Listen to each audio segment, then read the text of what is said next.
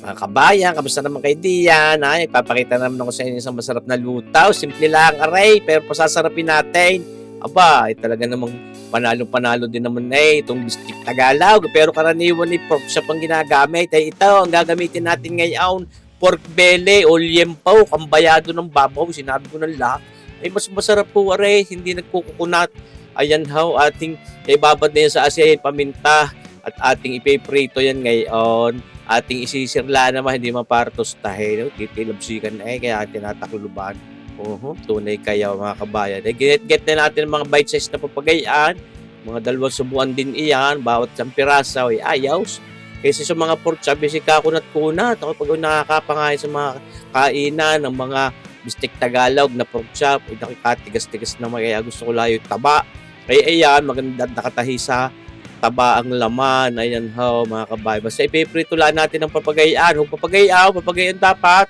Yan ho, para sinisir laang. At nang sagay, mas maganda ho ang texture niyan.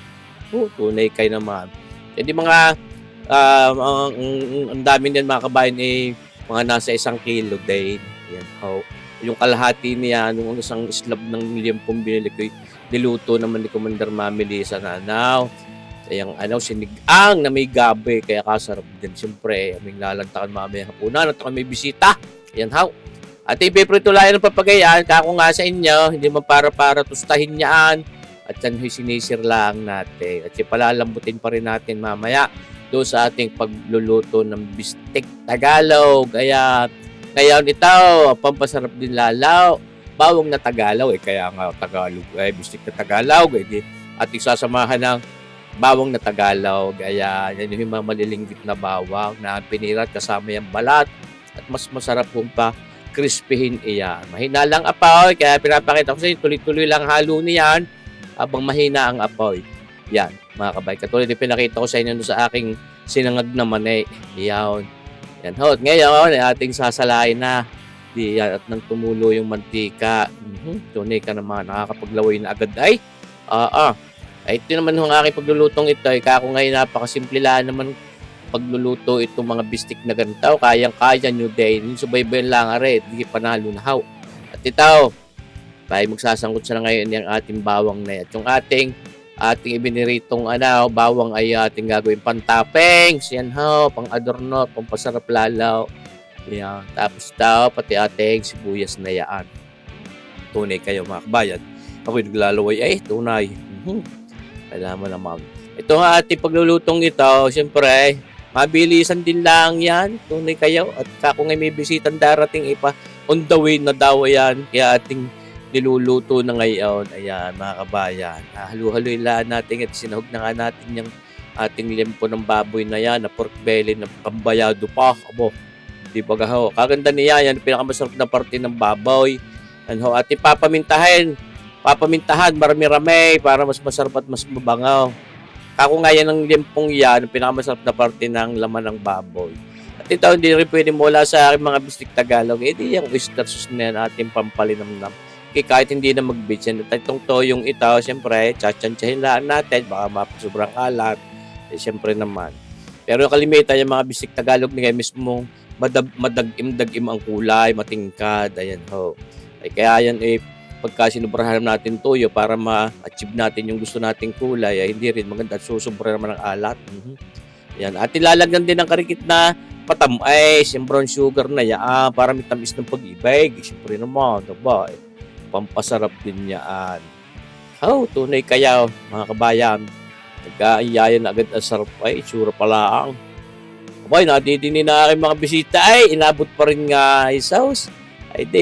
Kaunting oras na rin lang naman tayo, sasabawan na rin natin at ating kukulubin at ang mapalambot natin ng husay ang ating liempo ng baboy na yan na ating binibistik Tagalog ngayon. Ay, mga kabayan.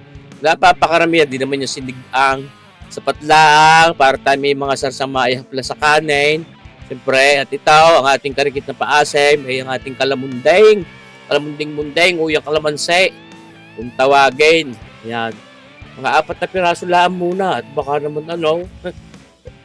mercy po, nasa mid na. Ayan, baka sumubrang asim, may 4 na piraso lang, pwede naman dagdagan. Siyempre, mahirap magbawas. Ako nga, Ito na, ay, kita niyo ba gayaan.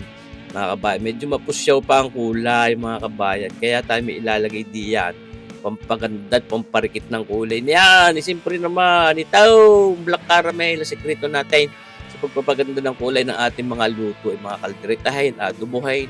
Oh, walang lasa, walang amoy, pero naganda ho ang kulay. Kung pagka mas maganda ang kulay ng ating niluluto, mas masarap kung tingnan, mas enticing. Siyempre, kapag ka mapupusyaw, kala mo yung walang lasa.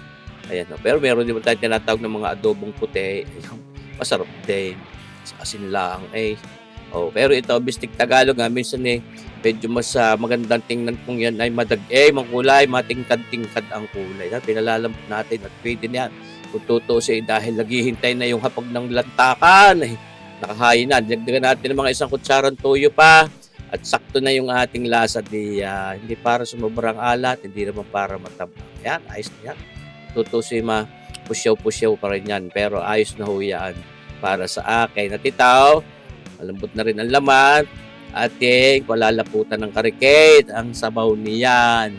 Yan ho, para naman medyo mas magandang sa talagang may consistency din yung ating sabaw na malapot-lapaw. Nasusobra din naman yung lumi. Ayan, binanaw natin sa tubig na cornstarch. Ayan, ayos na yan. Kung tutusin mga kabayan, carry over cooking pa rin naman yan. At kahit nahango na natin, tuloy pa rin ang luto. Nilalagay na natin dito sa ating lalagayang iyan. Kung ano ba tawag niya, kung mangkok din yan.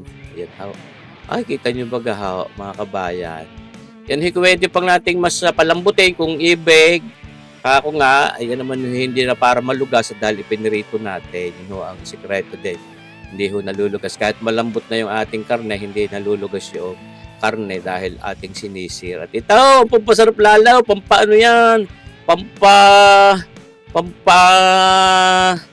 Pampatanggal umay ang ating sibuyas. At ito, ang ating talagang sinangag na bawang na Tagalog. Ayun, di ba para pagsubo mo may nakakakit ka ring malutong at pampagana lalaw ay papapaalirize ka diyan. Ay, kita nyo bagang itsura mga kabayan itong ating pork liempo, bistik Tagalog, lisag buyet. Oh, sus marsipaw, tawarin.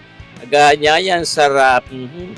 Tunay, sana naibigan nyo rin ating bidyong aray mga kabayan. At siyempre, susunod na video kayo, abangan nyo pa rin palagi. Abo naman, hindi ako sasawag pakita sa inyong mga videos. Siyempre, special mga kabayan itong ating nilutong ito. Itong ating bisik Tagalog nito. At saka itong kay Commander Family isang sinigang na liempo din. Kanyang pasit kantong gisado at saka tortang. Tulong! May bisita tayo, aking mga kumarit kumpare. Paring Patrick Bobadilla at Maring Lalo Bobadilla. Kami lalantak ng hapunan. Game, tayo na.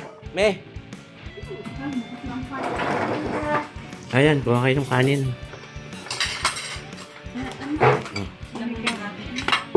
Ayan, may gabi. Paborito ko din yan Lalo yung mapink-pink. Mamink-mink. Mamink-mink at mamorpol. Ako nakapagluto na ring pork liempo na bistik. Di kalimita ay pork chop. Oh, liempo. Mami, upo na ikaw din Ano maran? Game na, lanta kayo mga kabayan. Okay, magsasakulo, Isabay. Magsasakol. Parang ako gusto rin, magsasakol din ako. Magsasakol din ako. Hindi ako ng kanin mga kabayan. Ano? No, are. Ang sabaw. Oo, igop, igop. Ang rice na rin. Kaganda rin I want rice and ano po. You want Baby, rice kain. and ano? Pancit. Pansit. Without vegetables. Oh, why? Baby, Ako din, except carrot. Baby. God bless you. Yan po na may Ay, baby. pancit po. O siya, lantak. Saan kayo upo? Doon. Yun daw sumasama. Sa room pa. I want Sige. banana po. Ano kaya na?